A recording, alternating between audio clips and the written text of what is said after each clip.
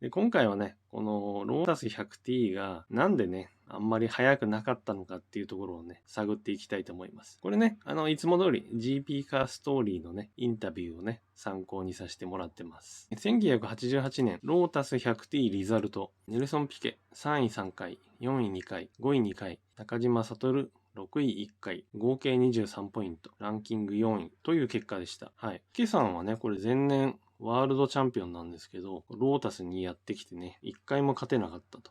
でね、中島選手も2年目のシーズンだったんですけど、6位に1回入っただけというね、寂しい結果にね、終わってしまいました。ホンダ RA168E、マクラーレン、ロータス、両チームへ供給。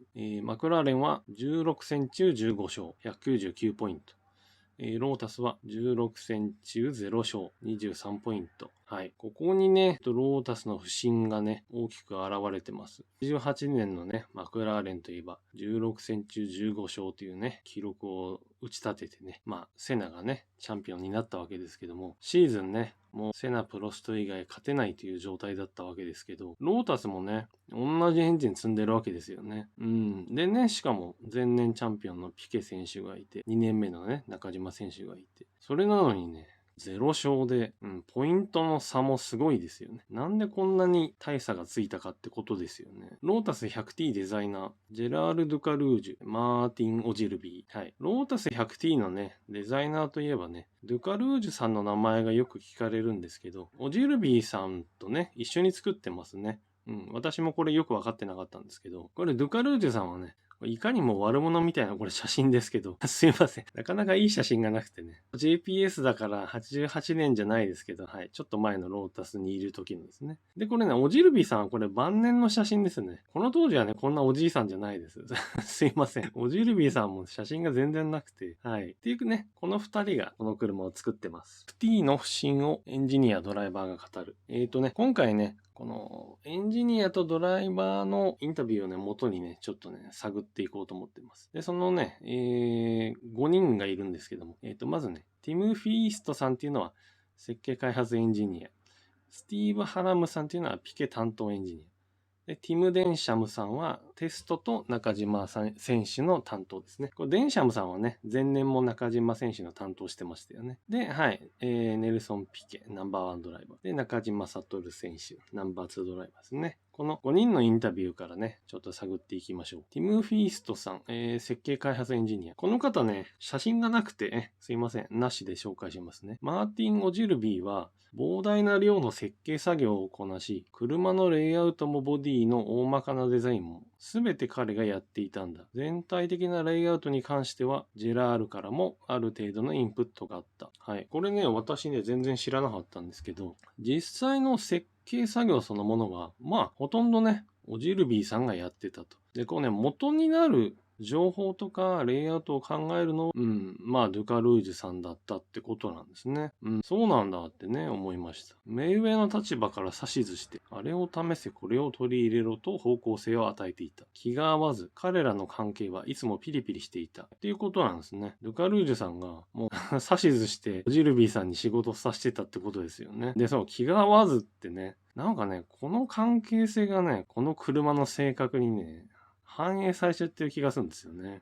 やっぱね、車作るのもね、コミュニケーションがもちろん大事ですから、こんな二人がね、車をデザインしたらね、どうなるかっていう結果が出ちゃってるような気がしますね。で、はい、スティーブ・ハラムさん、セナ・ピケのレースエンジニアですね。この時はピケ選手の担当ですね。はい。アクティブサスをもう1年やれば全体を軽量化できたと思う。重量のハンデが大きかったからね、ウィリアムズより劣っていたが、かなりの部分を対処できたと思う。はい。前提条件っていうかね、になるんですけど、この前年、87年は、ロータスはアクティブサスを使ってました。で、ウィリアムズも使ってたんですけど、ウィリアムズのものの方が優れてたんですね。だから、87年のロータスとしてはね、来年はもっといいものを作ってね、そうすれば負けないぞと思ってたわけですよね。しかし実際にはそうならなかった。パッシブサスペンションの車設計に戻り、それをうまく走らせるために必要なことを思い出しながら、88年シーズンに挑んだわけだ。はい。ってことなんですね。そう、これもね、前提条件でね、非常に大事だと思うんですけど、87年走ってる時はね、88年もアクティブサスだって思いながらロータスのみんなは仕事してるわけですよね。それが急にね、アクティブをやめてパッシブに戻りますってなっちゃったから、パッシブサスペンションってこうやって使うんだよねって考えながら88年が始まるわけですよね。そういうことを多分これ言ってるんだと思うんですけど。っていうのは、やっぱりそこ、ハンデっていうか、あと1年とはいえね、ブランクっていうのはね、やっぱ、周りに置いてかれちゃってる部分があると思うんですね。そのハンデも背負った状態だったってことがね、ここでわかりますよね。ティム・デンシャムさん、アシスタントチーフエンジニア。中島担当エンジニア。はい。そう。シーズン前半はね、デンシャムさんはテスト走行を担当してたんですけど、シーズン後半は中島選手のね、担当に戻りましたね。本には空力のせいだとか、空洞のデータのせいだとか書いてあるけど、マーティンはあの車を設計する上で妥当な仕事をした。少なくとも見ていて、これじゃホラーだという感じではなかったよ。はい。って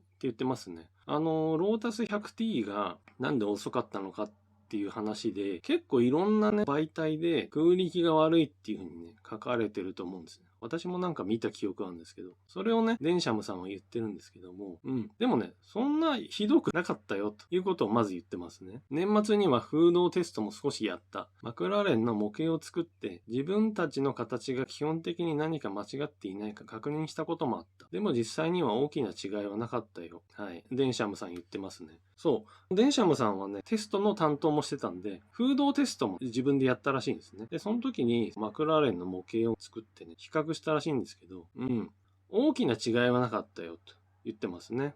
これは風洞で数字を見てね、結果を見ている話なんで、そうなんだってね、納得できますよね。そこまで大差じゃなかったんだ。で、はい、次にね、ピケ選手ですね。で、この時点でもうね、3回チャンピオンを取ってますね。だけど、88年は、80年以降初めての未勝利シーズンっていうことだったんですけど、どんなマシンか知りたくて、一番ソフトなスプリングで走り、次に一番ハードなもので走った。驚いたことに何一つ変わらない。こういう症状は、シャーシ合成が不足している典型。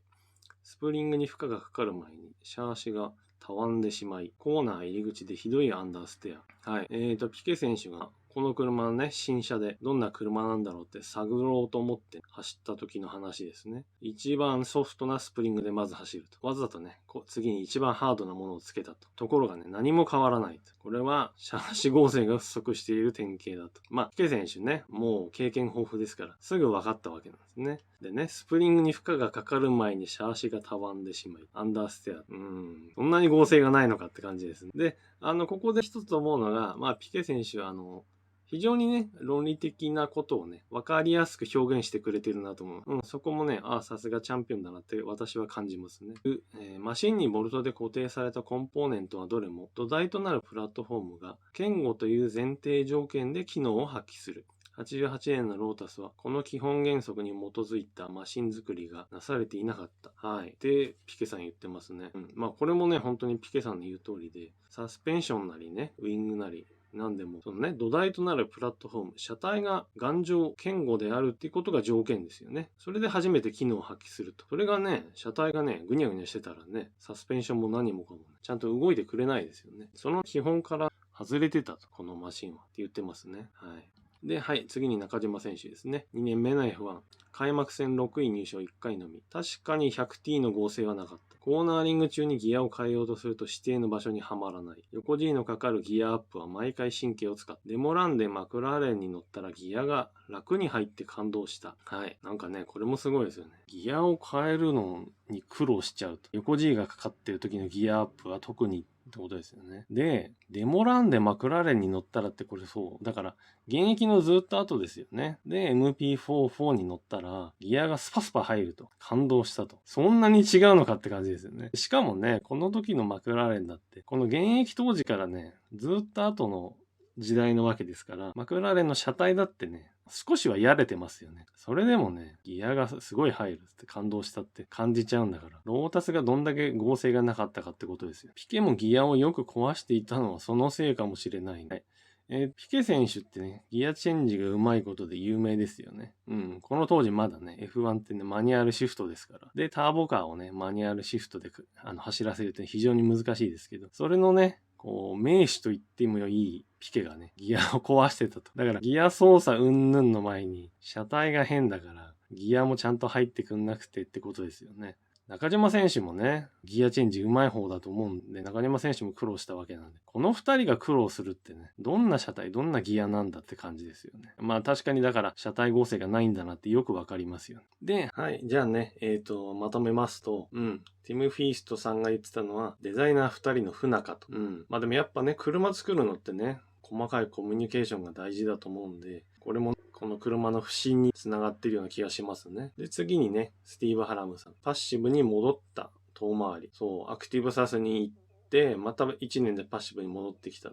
やっぱ技術的にね、遠回りをしてると。で、はい。3番目にね、ティム・デンシャムさんですね。そう、空力はそんなにひどくないよと。風洞でね、試した結果を語ってくれてるんで、その空力がね、素晴らしいとまで言わなくても、一旦ね、空力が悪かったっていうのは、ちょっと置いといて考えられますよね。で、はい、次4番目にね、ネルソン・ピケ選手ですね。車体合成不足で、サスが機能しないと。簡単にまとめるとこういうことを言ってますよね。で、はい。5番目、中島選手。中島選手もね、基本的にピケと同じなんですけど、車体構成不足によってギアトラブルが起きると。でもレースはね、完走しなくちゃしょうがないんで、走ってるうちにギアが壊れたら元も子もないですから、やっぱこれもね、結果が出なかったっていうことで、大きなね、理由ですよね。はい。この辺がね、ロータス 100T が速くなかった、結果を出せなかったっていうね、理由になると思いますね。今後のね、動画でね、前年までいたね、セナ選手とね、ピケ選手の違いとかね、エンジニアどう感じたのかとかね、そういったね、面白い話もね、作っていきたいと思ってますんでね、ちょっと待っててください。はい。いつもね、高評価くれる方、コメントくれる方ね、ありがとうございます。大変助かります。でね、チャンネル登録してない方いらっしゃいましたら、ぜひよろしくお願いします。はい。じゃあまた次作頑張りますので、失礼します。